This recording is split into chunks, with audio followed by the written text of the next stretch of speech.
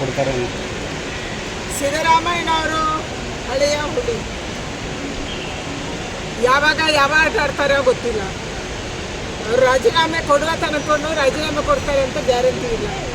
ಮತ್ತು ಇದು ಅವರ ಪಕ್ಷದ ಆಂತರಿಕ ವಿಚಾರ. ಅದಕ್ಕಾಗಿ ಭಾರತೀಯ ಜನತಾ ಪಾರ್ಟಿ ಅಥವಾ ನಾವು ಇದರಲ್ಲಿ ಮಾಡುವಂಥದ್ದು ಬಹಳ ಇಲ್ಲ. ನಾವು ಒಂದೇ ಹೇಳಬೇಕು, ನೀವು ಜನರ ಕೆಲಸ ಮಾಡೋದಕ್ಕೆ ನಿಮ್ಮನ್ನು 135 ಸೀಟ್ ಆಯ್ಕೆ ಮಾಡಿದ್ದಾರೆ. ಜನರ ಕೆಲಸ ಮಾಡಿ. ಜನರ ಕೆಲಸ ಮರೆತು ಬರೀ ಕುರ್ಚಿಗಾಗಿ ಕಾದಾಟ ಮಾಡ್ತಾ ಇದ್ದೀರಿ. ಯಾರು ಯಾವ ಮಂತ್ರಿ ಆಗಬೇಕು, ಯಾರು ಉಪಮುಖ್ಯಮಂತ್ರಿ ಆಗಬೇಕು, ಇದನ್ನೇ ಕಾದಾಟ ಮಾಡ್ತಾ ಇದ್ದೀರಿ. ಇದು ಬಿಟ್ಬಿಡಿ, ಜನರ ನೋವನ್ನು ಆಲಿಸಿ ಅನ್ನುವಂಥ ಆಗ್ರಹ ನಮ್ಮದು. ಕೊಡ್ತಾರೆ. ಸಿದ್ದರಾಮಯ್ಯನವರು ಹಳೆಯ ಹುಲಿ, ಯಾವಾಗ ಯಾವ ಆಟ ಆಡ್ತಾರೋ ಗೊತ್ತಿಲ್ಲ. ಅವರು ರಾಜೀನಾಮೆ ಕೊಡುವ ತನಕೊಂಡು ರಾಜೀನಾಮೆ ಕೊಡ್ತಾರೆ ಅಂತ ಗ್ಯಾರಂಟಿ ಇಲ್ಲ.